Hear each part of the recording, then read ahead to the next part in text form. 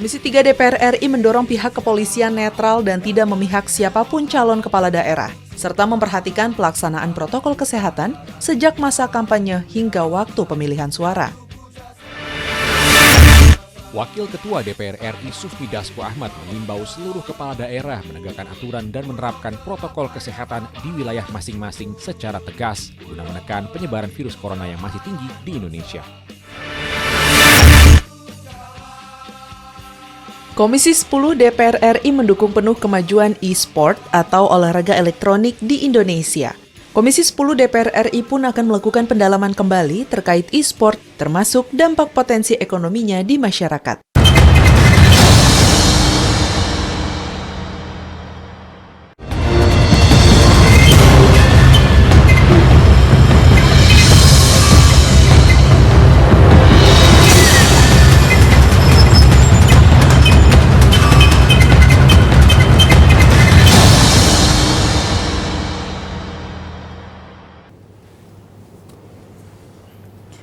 Selamat pagi pemirsa, apa kabar? Tentunya Anda berjumpa bersama kami dalam acara yang selalu akan memberikan inspirasi maupun wawasan baru untuk Anda, yaitu Suara Parlemen bersama saya Yusra Hayanti dan rekan saya. Saya Windy Nugroho. Iya, pada pagi hari ini mungkin juga di antara kita juga sempat berbincang-bincang ya bersama teman-teman ataupun juga kolega ataupun misalnya juga di handphone melalui media WhatsApp bahwa banyak sekali pejabat-pejabat sekarang yang terpapar ataupun terkena virus COVID-19. Kalau dilihat juga salah satunya adalah DKI Jakarta. Gubernur dan wakil gubernurnya sudah terkonfirmasi terpapar virus COVID-19 atau positif.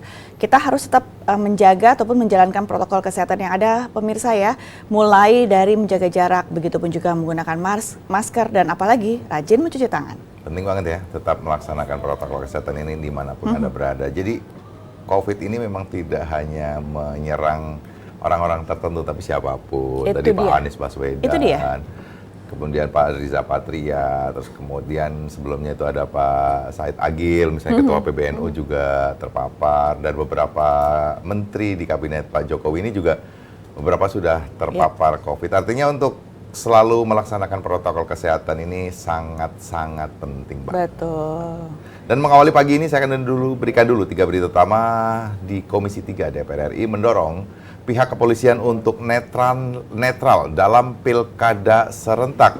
Komisi 3 DPR RI mendorong pihak kepolisian netral dan tidak memihak siapapun calon kepala daerah serta memperhatikan pelaksanaan protokol kesehatan sejak masa kampanye hingga waktu pemilihan suara. Berikut berita selengkapnya. Komisi 3 DPR RI mendorong pihak kepolisian netral dan tidak memihak siapapun calon kepala daerah, serta memperhatikan pelaksanaan protokol kesehatan sejak masa kampanye hingga waktu pemilihan suara. Pada kunjungan kerja spesifik Komisi 3 DPR RI ke Markas Polisi Daerah Kendari, Sulawesi Tenggara, pimpinan tim kunjungan kerja spesifik, Pangeran Hairul Saleh berharap agar kepolisian, khususnya kepolisian daerah Kendari, dapat bersikap netral dan tidak berpihak pada calon kepala daerah manapun. Diharapkan sesuai dengan instruksi Pak Kapolri bahwa polisi harus netral, tidak berpihak kepada siapapun calon kepala daerahnya. Nah, yang menggembirakan dan kita sangat apresiasi tadi Kapolda menjelaskan hingga sekarang ada 6 oknum kepolisian yang sudah ditindak karena tidak netral dalam pilkada. Anggota Komisi 3 DPR RI Arteria Dahlan menambahkan, dirinya mengapresiasi kesigapan para kepolisian yang dapat mempersiapkan segala kebutuhan pengamanan untuk proses pilkada. Mulai dari pengamanan daerah Sulawesi Tenggara yang merupakan daerah rawan konflik horizontal dan juga menjaga ketertiban dan kedisiplinan masyarakat untuk tetap mengikuti protokol kesehatan pada masa pemungutan suara, penghitungan suara, bahkan hingga pelantikan kepala daerah terpilih nanti. Tapi pada saat ini kita bisa melihat bagaimana teman-teman Polda bisa bekerja dalam keheningan. Bagaimana demokrasinya tampak selalu hadir, meriah gegap gempita, tapi penegakan hukumnya jalan. Saat ini Polda tidak... Dari Kendari, Sulawesi Tenggara, Ferdian Nurrahman, TVR Parlemen, melaporkan. Kerja spesifik Komisi 3 DPR RI ke Markas Polisi Daerah Kendari, Sulawesi Tenggara, pimpinan tim kunjungan kerja spesifik Pangeran Hairul Saleh berharap bahwa kepolisian, khususnya kepolisian daerah Kendari, dapat bersikap netral dan tidak berpihak kepada calon kepala daerah manapun. Dan anggota Komisi 3 Arteria Dahlan juga menambahkan dirinya mengapresiasi kesigapan para kepolisian yang dapat mempersiapkan segala kebutuhan pengamanan untuk proses pilkada, mulai dari pengamanan daerah dan menjaga ketertiban serta kedisiplinan masyarakat untuk tetap mengikuti protokol kesehatan. Ya harus kan, karena kalau yang namanya netralitas itu memang harus dikedepankan. Apalagi nih, minggu ini adalah minggu terakhir untuk masa kampanye dan kita misalnya nanti bagi Anda yang mengikuti atau ikut menyelenggarakan pilkada serentak di daerah Anda, itu berarti sudah memasuki minggu tenang. Ya, kemudian berita kedua terkait dengan kepala daerah harus terapkan protokol kesehatan. Wakil Ketua DPR RI Sumi Dasko menghimbau seluruh kepala daerah menegakkan aturan dan menerapkan protokol kesehatan di wilayah masing-masing secara tegas guna menekan penyebaran virus corona yang masih tinggi di Indonesia. Berikut berita selengkapnya. Wakil Ketua DPR RI Sufmi Dasko Ahmad mengimbau seluruh kepala daerah menegakkan aturan dan menerapkan protokol kesehatan di wilayah masing-masing secara tegas guna menekan penyebaran virus corona yang masih tinggi di Indonesia. Ditemui di Gedung Nusantara 3 DPR RI Jakarta, Sufmi Dasko mengatakan kepala daerah harus menjadi contoh penerapan protokol kesehatan secara disiplin. Menanggapi pernyataan Mendagri terkait sanksi pencopotan bagi kepala daerah yang tidak taat menegakkan protokol kesehatan, Dasko menilai tentu perlu pengkajian yang komprehensif. Meski begitu, publik diminta tidak menjadikan langkah Mendagri tersebut sebagai dinamika berkepanjangan. Menurut saya apapun itu peraturan Mendagri yang dikeluarkan sepanjang memang peraturan untuk bagaimana mencegah dan mengurangi pandemi COVID-19 ya patut kita apresiasi. Dan aturan itu mengikat kepada tatanan di bawah koordinasi Mendagri maupun juga masyarakat. Wakil Ketua DPR RI Sufmi Dasko Ahmad juga mengimbau pemerintah pusat dan daerah melakukan persiapan dan antisipasi secara matang menghadapi potensi wisata saat libur Natal dan Tahun Baru. Daerah-daerah wisata harus dipastikan menyiapkan fasilitas yang menerapkan standar protokol kesehatan, salah satunya tempat cuci tangan. Libur panjang ini juga menggerakkan roda ekonomi. Nah, sehingga kita himbau kepada pemerintah daerah yang menjadi tujuan wisata liburan memberikan atau mengadakan fasilitas-fasilitas dalam mencegah penularan COVID-19 di area wisata. Zikri dan Denus TVR Parlemen melaporkan. Mengatakan bahwa kepala daerah harus menjadi contoh penerapan protokol kesehatan secara disiplin. Menanggapi pernyataan Mendagri terkait sanksi pencopotan bagi kepala daerah yang tidak taat protokol kesehatan, Dasko menilai bahwa tentu perlu pengkajian yang lebih komprehensif. Meski begitu, publik diminta tidak menjadikan langkah Mendagri tersebut sebagai dinamika berkepanjangan. Kalau dilihat juga kan, contohnya misalnya baru saja tadi di awal saya mengatakan pemirsa ya bahwa dengan kondisi sampai saat ini DKI Jakarta gubernur dan wakil gubernurnya sudah terpapar atau terkonfirmasi positif. Itu berarti bahwa memang semua kepala daerah memang harus tegas untuk menegakkan yang namanya menjalankan protokol kesehatan tanpa pandang bulu. Ya, di berita ketiga terkait dengan Komisi 10 DPR RI dalami e-sport dari segi ekonomi.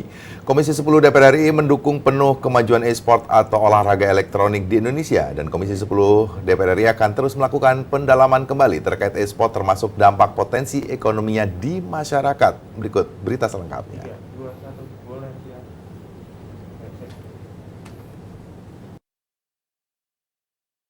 Komisi 10 DPR RI mendukung penuh kemajuan e-sport atau olahraga elektronik di Indonesia. Komisi 10 DPR RI pun akan melakukan pendalaman kembali terkait e-sport, termasuk dampak potensi ekonominya di masyarakat. Dalam rapat dengar pendapat dengan Deputi Bidang Ekonomi Digital dan Produk Kreatif Kemenparekraf, anggota Komisi 10 DPR RI Ferdiansyah mengatakan, untuk bisa mengoptimalkan e-sport di Indonesia harus ada pendalaman dari beberapa aspek, termasuk potensinya di perekonomian nasional. Benar dikatakan dari jumlah penduduk, kemudian yang mengakses internet, dan kemudian yang aktif internet atau website ataupun yang sejenisnya. Tapi jangan lupa, perlu diwaspadai, perlu kita cermati kembali, kita perlu hitung bahwa e-sport ini membutuhkan investasi yang sangat besar. Wakil Ketua Komisi 10 DPR RI Hetifah Syaifudian mengatakan e-sport memiliki peluang sekaligus tantangan yang besar bagi Indonesia. Hetiva menjelaskan banyak negara-negara lain yang sudah mengambil keuntungan dari peningkatan jumlah peminat e-sport, sehingga semestinya Indonesia juga memiliki peluang yang sama. Tapi kita juga bisa mengembangkan mungkin game-game nasional yang akan digunakan oleh para gamer ataupun atlet-atlet e-sport di Indonesia. Dan juga Bapak tadi mengusulkan ya misalnya bagaimana caranya supaya aspek negatif dari e-sport seperti kita kurang gerak, ya mager, dan lain-lainnya itu bisa juga nanti diatasi, diintegrasikan dengan. Nadia dan Rangga, TVR Parlemen, melaporkan. Rapat dengar pendapat dengan Deputi Bidang Ekonomi Digital dan Produk Kreatif.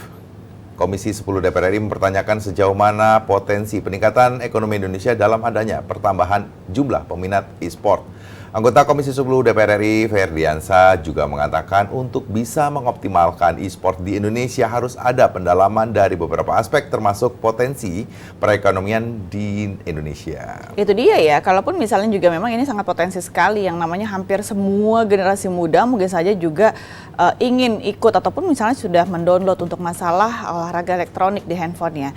Tapi kalaupun ini bisa memacu yang namanya peningkatan perekonomian Indonesia, nah ini harus dilihat dari mana. Apakah memang juga ini bisa menghasilkan devisa atau misalnya menghasilkan dengan nilai tambah atau bagaimana ya dengan meningkatkan olahraga elektronik di Indonesia. Olahraga yang tidak capek ya. Jadi lagi booming juga ya. Ada e-sport itu. Kalau anak-anak di depan habis istirahat break itu pasti banyak atlet di depannya dengan PUBG-nya ya. Itu dia, di mana-mana bisa. Soalnya bisa dilakukan dengan cara yang mudah ya, di mana saja, kapan saja. Tapi harus dilihat kembali ya pemirsa ya, apakah ini juga sudah harus ditingkatkan untuk misalnya jadi salah satu pemicu peningkatan perekonomian Indonesia. Dan setelah ini kami akan jeda terlebih dahulu pemirsa, karena kami sudah siap dengan surat kabar yang terbit pada pagi hari ini. Jangan kemana-mana, masih bersama kami tentunya di Suara Parlemen.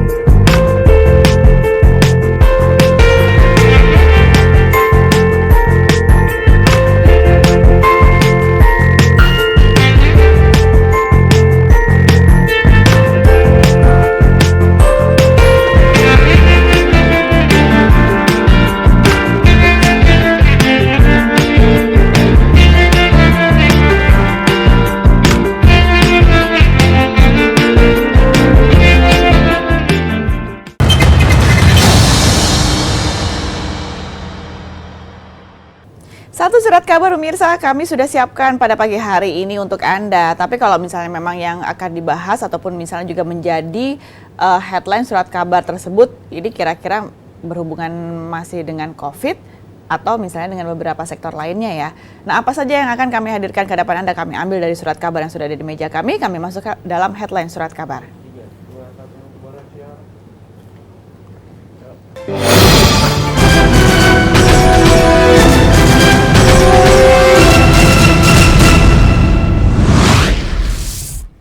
Kompas pada pagi hari ini mengangkat libur dikurangi, perketat protokol. Pemerintah memangkas 3 hari cuti bersama pada akhir tahun ini, yaitu 28 hingga 30 Desember 2020 yang tidak lagi menjadi pengganti libur Idul Fitri 2020 lalu. Dengan demikian, pada hari itu seluruh pegawai diharapkan tetap bekerja seperti biasa. Mengurangi cuti bersama ini untuk mengurangi mobilitas masyarakat sehingga diharapkan bisa mencegah penularan COVID-19. Kebijakan ini perlu diikuti pengawasan dan peningkatan kesadaran masyarakat untuk menjalankan protokol kesehatan. Jadwal libur tersebut telah disepakati bersama oleh kementerian lembaga terkait, antara lain Kementerian Koordinasi Pembangunan Manusia dan Kebudayaan, Kementerian Dalam Negeri, Kementerian Pendayagunaan Aparatur Negara dan Reformasi Birokrasi, Kementerian Ketenagakerjaan, Kementerian Agama, Polri, dan Badan Nasional Penanggulangan Bencana serta staf kepresidenan. Ya, yang udah punya rencana bagaimana dong? Kalau misalnya memang sudah ada rencana untuk menghabiskan akhir tahun misalnya di luar kota. Dan kalaupun misalnya juga pemerintah sudah menetapkan pemirsa untuk mengurangi yang namanya libur cuti bersama yang tadinya juga memang akan diberikan di akhir Desember, maka ini kita tetap akan bekerja seperti biasa dari tanggal 28 hingga tanggal 30 Desember 2020. Tetap masuk ya berarti tetap ya? Masuk. 3 hari dipotongnya ya? Ini harus hati-hati nih kita kalau misalnya udah punya rencana untuk menghabiskan liburan di luar kota. Nah, setidaknya ini bentuk pemerintah untuk bisa menekan angka penularan di akhir tahun 2020. Jangan, kalau rencana sebelumnya kan dari tanggal 24 Desember hingga di tahun baru ya, libur panjang, tapi dipotong tengah-tengah. Jadi jangan dipaksakan untuk libur panjang. Tadinya mungkin pemerintah berpikir bahwa kalau misalnya kita diliburkan seminggu akan semuanya berdiam di rumah. Tapi ternyata bisa jadi ini efeknya malah kebalik. Semuanya pergi dari rumah atau melakukan liburan. Dan pemirsa, informasi detailnya memang ada di harian Kompas ya yang terbit pada pagi hari ini pemirsa. Dan setelah ini kami akan jeda kembali karena kami sudah siap dengan tema pada pagi hari ini. Masih bersama kami tentunya di Suara Parlemen. 2-1 bola ya kalau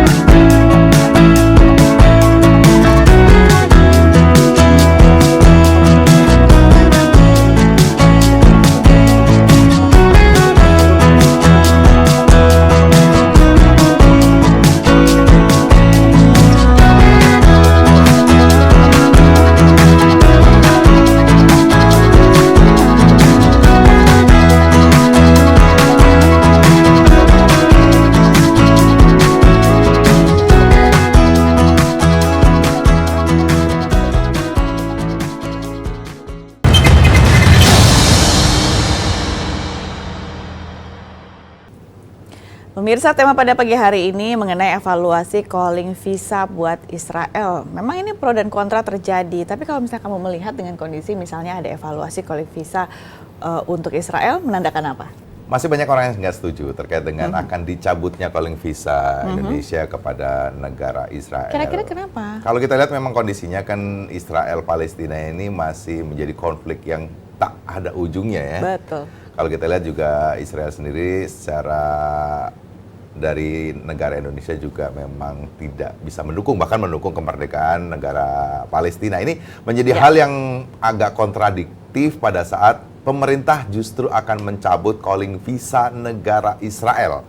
Nah, ini menjadi pertanyaan besar, apakah memang rencana untuk pencabutan calling visa terhadap Israel ini akan tetap dilaksanakan atau akan dikaji kembali. Nah, ini akan kami angkat pada pagi hari ini pemirsa mengenai evaluasi calling visa buat Israel. Tapi kami berikan dulu ya informasi lengkapnya dalam tajuk Suara Parlemen berikut ini.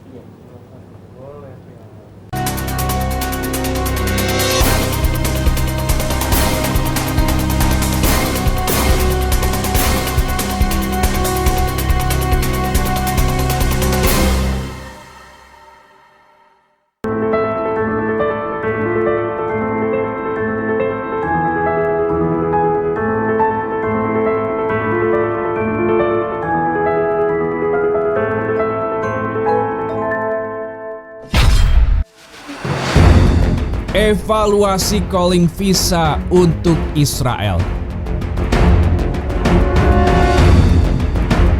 Pemerintah secara mendadak membuka layanan calling visa untuk 8 negara, yakni Afghanistan, Guinea, Korea Utara, Kamerun, Liberia, Nigeria, Somalia, dan terakhir Israel. Pelayanan ini sejak Senin atau pada tanggal 23 November 2020 yang lalu. DPR mempertanyakan urgensi kebijakan pemerintah yang memberikan calling visa kepada Israel. Padahal Indonesia tidak memiliki hubungan diplomatik dengan Israel.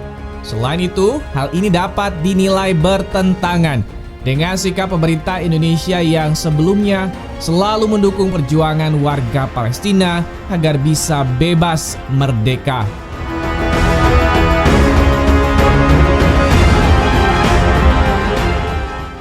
pemerintah harus menjelaskan apa alasan dan juga urgensi dari kebijakan pemberian calling visa kepada Israel. Karena kebijakan ini dapat disalahartikan oleh berbagai pihak sebagai bentuk dukungan atau kerjasama dengan negara Israel. DPR meminta pemerintah melakukan evaluasi terhadap kebijakan pemberian calling visa terhadap Israel dan 7 negara lainnya dan meminta agar pemerintah mempertimbangkan kembali kebijakan tersebut.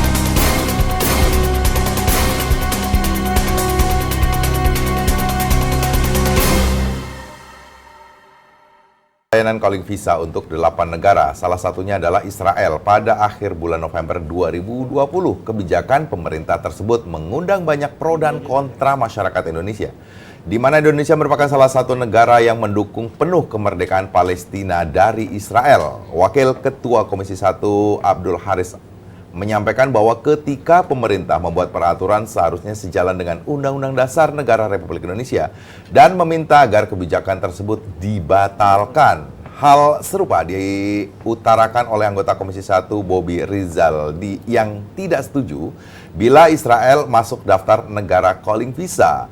Menurutnya Israel tidak bisa disamakan dengan negara lain yang diberikan fasilitas calling visa dengan tujuan beragam, mulai dari mengakomodasi hak kemanusiaan seperti investasi.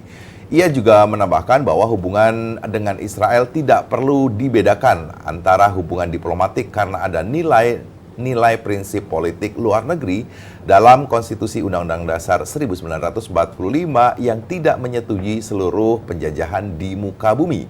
Wakil Ketua Umum Majelis Ulama Indonesia atau MUI Anwar Abbas menilai bahwa alasan utama pemerintah seharusnya membatalkan pemberian calling visa ke Israel karena Israel kerap menjadi negara yang memulai perang di mana hal tersebut bertentangan dengan konstitusi Indonesia. Pro dan kontra pasti akan terus terjadi pemirsa, tapi banyak sekali kalau misalnya memang dilihat dengan kondisi sampai saat ini adalah banyak pihak yang memberikan hasil bahwa ini lebih baik jangan dilakukan ataupun juga tidak setuju. Dan apa yang akan juga nanti benar-benar pemerintah jadikan kebijakan untuk calling visa kepada Israel, kita masih melihat bahwa pemerintah mengambil kondisi di November lalu bahwa calling visa ini dicabut. Artinya dengan ada 8 negara yang memang sudah dicabut calling visanya, beberapa kalangan merasa keberatan adanya pencabutan calling visa terhadap negara Israel, di mana Israel sendiri juga belum bisa mengakui kemerdekaan Palestina dan Indonesia justru malah mendukung kemerdekaan dari negara Palestina. Artinya beberapa kebijakan yang mungkin bisa merugikan dari masyarakat yang tidak setuju untuk bisa dikaji kembali atau bahkan mungkin dibatalkan. Nah, semuanya sepertinya mengerucut pada dibatalkan ya. Tapi juga ada yang mengatakan bahwa ya tolong dikaji kembali. Jadi setidaknya merupakan menjadi satu pertimbangan besar untuk mencabut dari calling visa terhadap Israel. Dan pemirsa, setelah ini kami akan bergabung dengan Ruang Abdul Muiz, dikarenakan juga nanti akan ada forum group discussion dengan tema penerapan sistem dui kewarganegaraan. Dan ini juga akan dihadiri langsung oleh Wakil Ketua DPR RI bidang Korpolkam, Bapak Aziz Samsudin. Dengan demikian, Suara Parlemen edisi pada pagi hari ini telah usai. Saya Yusli Hayanti. Saya Mindi Nugroho. Tentunya bersama rekan-rekan kami yang bertugas pada pagi hari ini mengucapkan terima kasih atas perhatian Anda dan sampai jumpa.